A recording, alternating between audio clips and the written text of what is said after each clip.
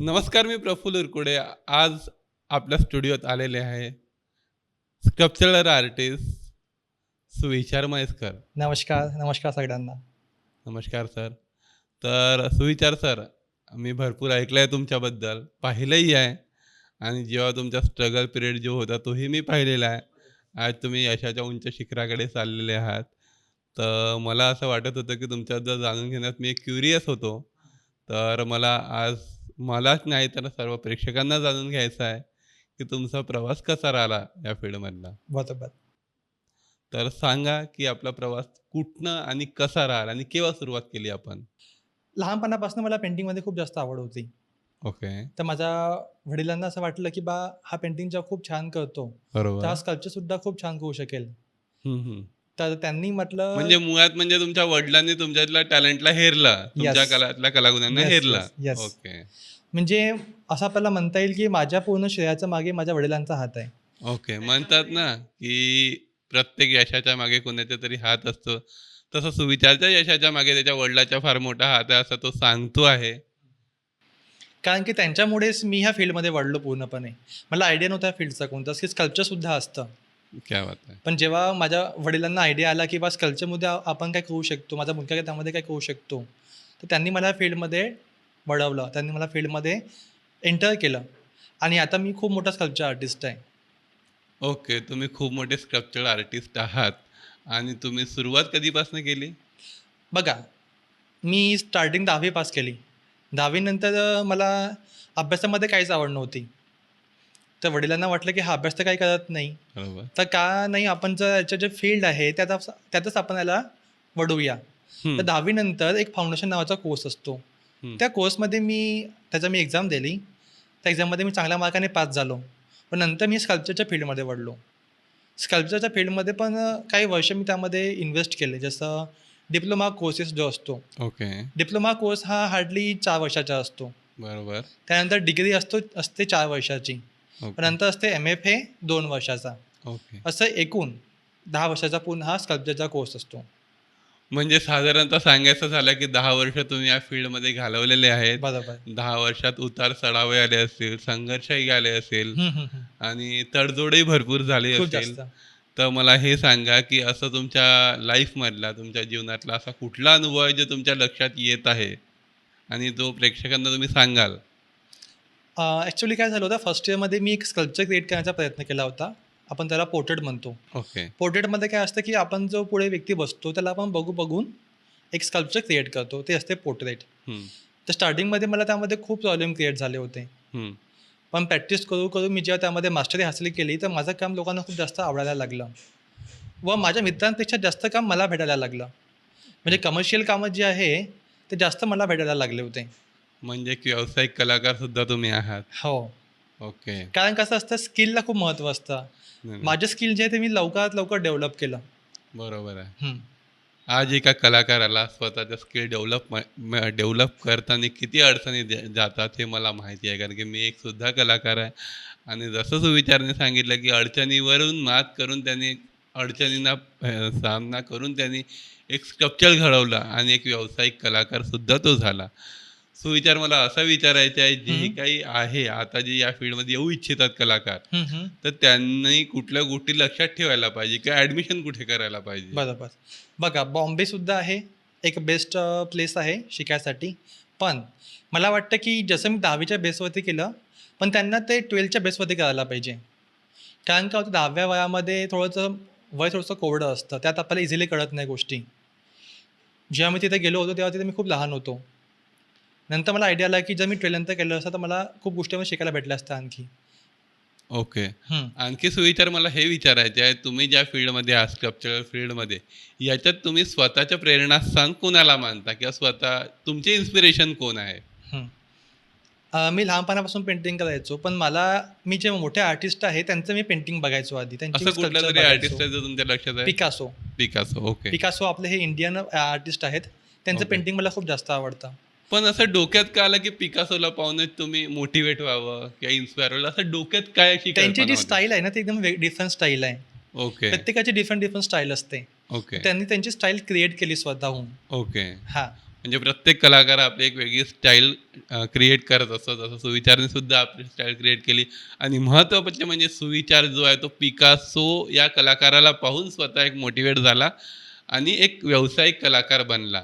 आणि मी हे म्हणतोय जे नवीन जे आहे, नवीन लोकं या फील्डमध्ये येतात त्याच्यात पेशन्स नसतो. बरोबर. ते विचार करतात की लवकर सगळं मिळायला पाहिजे. तर हं. त्यांना आपण काय सांगू इच्छिता? आता बघा, कोणतं पण फील्ड म्हटलं ना आपण, तर त्यामध्ये पेशन्स खूप जास्त आवश्यक आहे. विदाऊट पेशन्सशिवाय कोणतंच काम होत नाही. आपण जर असा विचार केला, की मी एका वर्षी ह्या फील्डमध्ये इन्व्हेस्ट दिलेले आहे हं, आणि मला लगेच याचं प्रॉफिट पाहिजे, लगेच मला याचा रिझल्ट पाहिजे, तर असं पॉसिबल होत नाही. बरोबर. मेहनत खूप जास्त आवश्यक आहे. हो. सोबत पेशन्ससुद्धा खूप आवश्यक आहे. की एक माती, पी-ओ-पी हं, आणि शाडूची माती असे हं, 3 प्रकार आहेत जेवढं मला माहिती आहे. हं. आता एक तू स्कल्पचरल आर्टिस्ट आहे. तुझ्या बरोबर. अनुभवातून तू काय सांगशील? हे बघा, आता काय होतं, की माती जी आहे, ते एक मीडिया झाला स्कल्पचर क्रिएट करायसाठी. बरोबर, कारण की माती ही अशी गोष्ट आहे, ज्यामध्ये आपण इझिली आपण त्याला टर्न करू शकतो. बरोबर, आपल्याला जसा शेप पाहिजे, आपल्याला जसं जसं डायमेन्शन्स पाहिजे, आपण ते त्यामध्ये इझिली क्रिएट करू शकतो मातीमध्ये. बरोबर. पण पी-यू-पीमध्ये थोडं ते हार्ड होतं. ओके. हं. मातीमध्ये काय असतं, आपण जेव्हा त्यामध्ये स्कल्पचर क्रिएट करतो, तर आपण त्याला त्या स्कल्पचरला आपण मोडूसुद्धा शकतो. बरोबर. पण पी-यू-पीमध्ये आपल्याला त्याला मोडता येत नाही. ओके. हं. आणि मला हे विचारायचं आहे, जेव्हा तू कुठलंही शिल्प तयार करतो, एखादं स्ट्रक्चर तयार करतो, त्याच्या तू आयडियाज कुठनं घेतो? आता बघा, स्कल्पचरचे डिफरंट क्रायटेरिया असतात. जसं क्रिएटिव्ह स्कल्पचर. क्रिएटिव्ह स्कल्पचर जे आहे, ते आपण आपल्या माइंडनुसार क्रिएट करतो. आपल्याला जसा शेप आवडतो, तसं आपण त्यामध्ये शेप क्रिएट करत असतो. पण पोर्ट्रेटमध्ये काय होतं, आपण ते बघू क्रिएट करतो. बरोबर. असे 2 यामध्ये टाईप असतात स्कल्पचर क्रिएट करायची. क्रिएटिव्ह स्कल्पचर आणि रिअलिस्टिक स्कल्पचर. रिअलिस्टिक स्कल्पचर या म्हणजे रिअलिस्टिक स्कल्पचर जे असतं, त्यामध्ये आपण क्रिएटिव्हिटी खूप कमी करतो.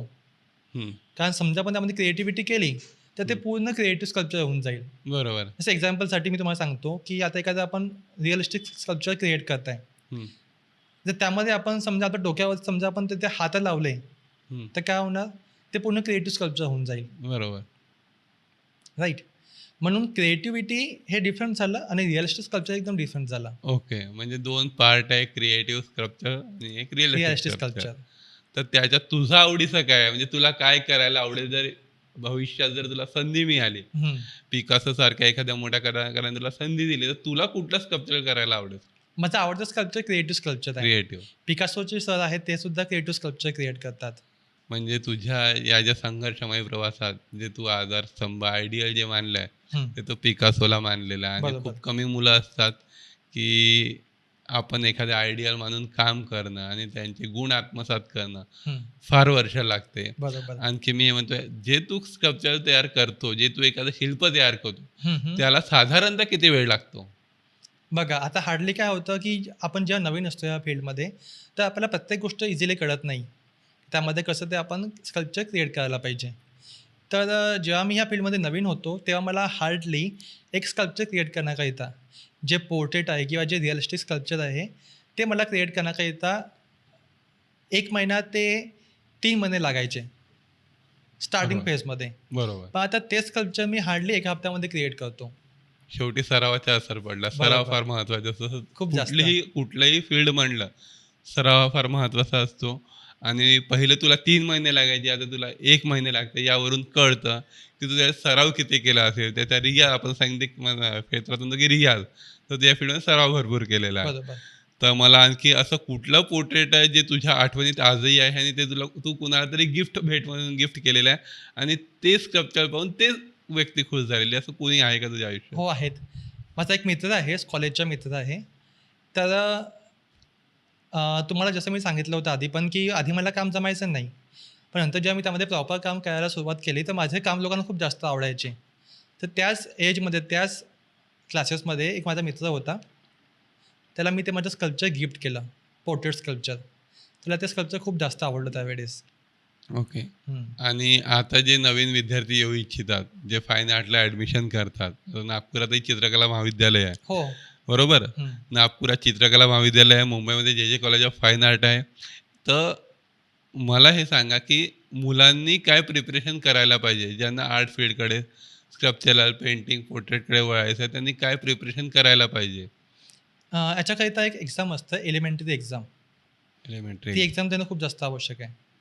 कारण की कसं असतं मुलं असतात, इंटरेस्ट असतात, करायचं असते, पण त्यांना सुरुवात कुठून करायची हं. आणि कसं पाऊल समोर टाकायचं हे माहिती नसतं. आता तुझ्यामुळे मला हे माहिती पडलं की एलिमेंटरी एक्झाम असते, ते पहिले पास करावी लागते. त्यानंतर समोरची पायरी असते. आता जेव्हा आपण स्कूल एजमध्ये असतो ना, तर आय थिंक 5th स्टँडर्डमध्ये असताना एक एक्झाम होतं एलिमेंटरी एक्झाम. एलिमेंटरी ते असतं 5th स्टँडर्डपासून तर 8th स्टँडर्डपर्यंत. म्हणजे सांगण्याचं तात्पर्य 5व्या वर्गापासून 8व्या वर्गा म्हणजे 5वी पासून सुरुवात होऊ शकता हां. कलाकाराची. हो. ओके. आणि नंतर असतं एलिमेंटरी आणि इंटरमिडिएट. तर एलिमेंटरी आणि इंटरमिडिएटमध्ये फरक काय आहे? एलिमेंटरी एक्झाम ही झाली 5व्या वर्गापासून तर 8व्या वर्गापर्यंत 8व्या जे वर्गापासून. विद्यार्थी आहेत, ती ही एक्झाम देऊ शकतात. व जे व्यक्ती मोठे आहेत, जे व्यक्ती 12thमध्ये आहेत, जे व्यक्ती 10thमध्ये आहेत, तर ती ही एक्झाम देऊ शकतात. हे एक्झाम देऊ शकतात. ओके. हां. आणखी महत्त्वाचे म्हणजे हे विचारायचं आहे मला, की तू हे स्कल्पचर करतो किंवा जे काही तू पेंटिंग्स करतो, हं. तर ह्यात तुला एक तू प्रोफेशनच्या पॉइंट ऑफ व्ह्यूनी बघतो, की एक आत्मसमाधानाच्या पॉइंट ऑफ व्ह्यूनी बघतो याला? प्रोफेशन. प्रोफेशन. हां. असं कमर्शियल तुझं कुठलं हे आहे स्कल्पचर जे तू विकल्या गेलं आहे? असे खूपसे स्कल्पचर जे मी आहे विकलेले आहेत. पण त्यातलं माझं क्रिएटिव्ह स्कल्पचर ते खूप बेस्ट वाटलं मला. बेस्ट आहे. कारण की काय होतं त्या एजमध्ये म्हणजे मी जेव्हा 4th इयरला होतो, तेव्हा मी एक स्कल्पचर क्रिएट केलं होतं क्रिएटिव्ह स्कल्पचर. क्रिएटिव्ह. त्यात मी क्रिएटिव्ह काय दाखवलं होतं, की एक आई आणि वडील आहेत, हं, जे उभे आहेत व त्यांना 2 साइडनी 2 मुलांनी त्याला हग केलेलं आहे. हं. तर ते स्कल्पचर खूप जास्त फेमस झालं. फेमस आणि झालं. तेच लहानसं स्कल्पचर, ते एकदम लहानसं असं स्कल्पचर क्रिएट केलं होतं मी आणि त्याच लहानशा स्कल्पचरला नंतर एवढं जास्त फेमस झालं ते स्कल्पचर, की त्याच्यानुसार मला मोठे ऑर्डर भेटायला लागले. म्हणजे एक छोटी कलाकृती सुद्धा एक मोठं काम करून जाते, हो. मोठा एक क्रांती घडवून जाते असं तुझं सांगणं आहे. हं, हं, हं. आणि दुसरी गोष्ट तू अशा काही स्पर्धा वगैरेमध्ये पार्टिसिपेट केलेलं आहे? हो, खूपदा. त्याच्यात तुझं अचिव्हमेंट काय राहिलेलं आहे? मी असे खूपदा स्पर्धेमध्ये भाग घेतला आहे. तर त्या स्पर्धेमध्ये मला बक्षिसं खूप सारे भेटलेले आहेत. हं. आणि आताच्या एजमध्ये मी सुद्धा एक म्हणजे मी आता जे आहे, आतासुद्धा मी स्पर्धा घेत असतो मुलांच्या. कारण की मला वाटतं, की आपण जर स्पर्धा घेऊ, तर मुलांना त्यामध्ये फील्डमध्ये म्हणजे इंटरेस्ट क्रिएट पहिले होणार. तू स्पर्धेत जायचा, आता तू स्वतः स्पर्धा घेतो लहान लहान बरोबर, मुलांच्या. बरोबर. वाह! क्या बात है! म्हणजे हे एक आमूलाग्र बदल आहे आणि आमूलाग्र क्रांती आहे. आता मला हे सांग, तू स्वतः कुणाला आयडियल मानतो? तुझे आयडियल कोण आहेत? माझे आयडॉल तर एम.एफ. हुसेन सर आहेत. जर त्यांचं पोर्ट्रेट जर तुला बनवायला लावलं तर? खूप छान, खूप सुंदर वाटेल मला. आणि एम.एफ. हुसेन आज अकस्मात आहेत का? आता ते नाही आहेत. आता ते नाही आहेत. त्यांची डेथ झाली आहे. त्यांची डेथ झाली आहे. हां. ओके. एक म्हणजे वॅन सुद्धा आहेत. ओके. ते खूप मोठे फेमस आर्टिस्ट, पेंटिंग आर्टिस्ट आहेत. पण ते आउट ऑफ इंडियामधले आहेत. तिथले नाही आहेत ते. आता जर तुला नागपुरातल्या जर एक मोठे व्यक्ती आहे स्कल्पचरमध्ये, मोठे आर्टिस्ट आहे ज्यांचे 40 वर्षाचा अनुभव आहे. हं. त्यांचं नाव आहे नाना मिसाळ. जर त्यांच्याकडून जर तुला मार्गदर्शन मिळालं हं. किंवा त्यांचं वर्कशॉप करायला मिळालं, तर तू करशील काय? हो करणार अजिबात. कारण बिलकुल की आज करणार. नाना मिसाळ सर म्हटलं तर नागपूरला सगळ्यात मोठं नाव आहे. बरोबर, आजचे जे इकडे चित्रकला महाविद्यालयात टीचर आहे, ललित कला विभागात टीचर आहे. बरोबर. कलाक्षेत्राचे अष्टपैलू व्यक्तिमत्व आहे. तर तुला आवडेल? हो. कारण की मला असं वाटतं, की जो पण विद्यार्थी आहे, जो पण आर्टिस्ट आहे ना, त्याचं शिकण्याचं वय कधी संपत नाही. कारण काय होतं, जो व्यक्ती जेव्हा म्हणतो, की मी आता खूप शिकलेलो आहे, मी मास्टर झालेलो आहे, तो व्यक्ती कधीच पुढे वाढत नाही. कारण शिकण्याला कधीच लिमिट नसतं, शिकण्याला कधीच एज नसतं. बरोबर आहे. व्यक्ती हा मरेपर्यंत काही ना काही विद्यार्थी शिकत असतो असतो. आणि विद्यार्थी असतो. राहणारच. बरोबर. व्यक्ती म्हणजे जन्मापासून मरेपर्यंत विद्यार्थी विद्यार्थी असतो असतो. आणि रोज काही ना काही शिक्षा अर्जन करत असतो म्हणून त्याला विद्यार्थी म्हटलं जातं. बरोबर. ओके. त्यांच्याकडनं शिकेलं ना, हे माझं गुड लक मला म्हणावं म्हणजे लागेल. तुझं सौभाग्य असेल की सौभाग्य राहील ते. त्यांचं मार्गदर्शन जर तुला मिळालं तर. आणि मी नक्कीच प्रयत्न करणार की त्यांच्याकडून तुला मार्गदर्शन कसा मिळेल. आणि आज मी तुझं इंटरव्ह्यू घेतोय, कदाचित अशी वेळ येणार की तू त्यांचा इंटरव्ह्यू घेशील. जसं बरोबर. तू आज पहिले स्पर्धेत जायचा, हो. नंतर स्पर्धा तू घ्यायला लागला, तसं एक दिवस असेल की तू त्यांचा इंटरव्ह्यू घेशील. ते बरोबर. लोकांचा इंटरव्ह्यू घेतात. बरोबर. ठीक आहे. आणि त्या व्यतिरिक्त आणखी तू काय सांगशील, असं काही घडलं कधी आयुष्यात हे करत असताना काही अडचणी आल्यात का? अडचणी खूप आल्या मला. मग तू त्यांना कसं फेस केलं? आता बघा, माझं काम आधी खूप बेस्ट होतं. आता पण बेस्ट आहे माझं काम. पण स्टार्टिंग फेजमध्ये काय होतं, की इझिली आपल्याला कमर्शियल काम मिळत नाही. नाही, नाही. आणि विदाऊट कमर्शियल काम आपण इन्कम क्रिएट करू शकत नाही. बरोबर. म्हणून मी जेव्हा ते माझे काम करायचो ना, तेव्हा ते माझे काम मी पोस्ट करायचो. माझे काम मी ते शेअर करायचो माझ्या मित्रांना व्हॉट्सअपवर स्टेटसवरती, फेसबुकवरती, इंस्टाग्रामवरती. तर त्यानुसार हळूहळू माझ्या कामाला वाव मिळत राहिली.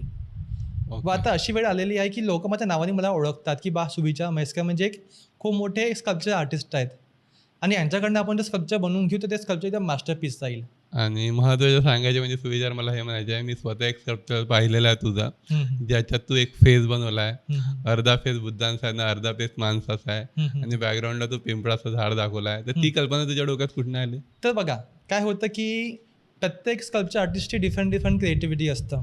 त्यात मी काय क्रिएट केलं आहे, हाफ फेसला बुद्धाचा फेस आणि हाफ फेसला ह्युमनचा फेस. इथनं हे सिद्ध होतं की माणसामध्ये बुद्ध आहे. क्या बात है! प्रत्येक माणसामध्ये बुद्ध आहे. कारण की कसं असतं, जेव्हा मी ते पाहिलं होतं, मी स्वतः इन्स्पायर झालो होतो आणि मी म्हटलंही होतं की खूप सुंदर वाटत आहे. आणि त्यानंतर सुविचार तुझ्या पुढील वाटचालीसाठी खूप खूप शुभेच्छा. Thank you. ठीक आहे, नेक्स्ट टाईम आपण नेक्स्ट एपिसोडमध्ये लवकरच